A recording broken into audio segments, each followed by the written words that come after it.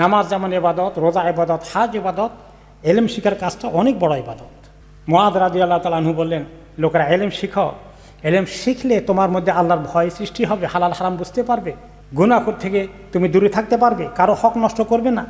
একটা হাদিসে নবী করিম সাল্লাল্লাহু আলাইহি ওয়াসাল্লাম বলেন, যে ব্যক্তি এই মসজিদে আসে, এসে দ্বীনের এলেম শিখে, খায়ের ভালো জিনিস শিখে অথবা কাউকে শিখায়, তাহলে আল্লাহ তাআলা তার মর্যাদা দিবেন, সে মুজাহিদের মতো মর্যাদা পাচ্ছে।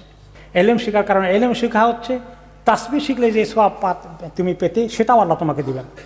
অল বাহসু আনহু জিহাদ, এবং এলেমের জটিল মাসালা খুঁজতে খুঁজতে সময় ব্যয় করছো, এটা আল্লাহ তাআলা তোমাকে আল্লাহর রাস্তায় কষ্ট করে জিহাদের সওয়াব দান করবেন।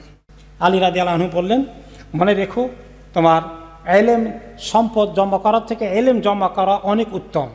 কারণ হচ্ছে এলেম তোমাকে পাহারা দিবে, আর সম্পদকে তুমি পাহারা দেওয়া লাগবে। তুমি উল্টো পাল্টা চলে তোমার এলেম বলবে, না রং করেছ, এদিকে যাও।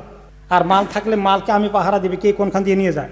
তারপর তিনি বললেন যে এলেম হচ্ছে শাসক, আর মাল হচ্ছে শাসিত।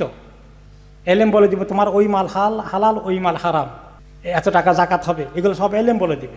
তারপরে তিনি বললেন যে শোনো, মাল খরচ করলে তো কমবে, কিন্তু এলেম খরচ করলে কমবে না, আরও বাড়বে। একটা মাসালা শিখে গেছেন মসজিদ থেকে, আরেকজনকে বললেন, হাদিস শিখে গেছেন, আরেকজনকে বললেন, তাফসির শুনে গেছেন, আরেকজনকে বললেন। এখন আমাদের লোকেরা পাঠিয়ে দেয় বিভিন্ন মিডিয়ার মাধ্যমে, কেউ পড়ে ফায়দা পেয়ে গেল, শুনে ফায়দা পেয়ে গেল। তাহলে এগুলো সব কিছুই আপনার জন্য বাড়বে, কমবে না।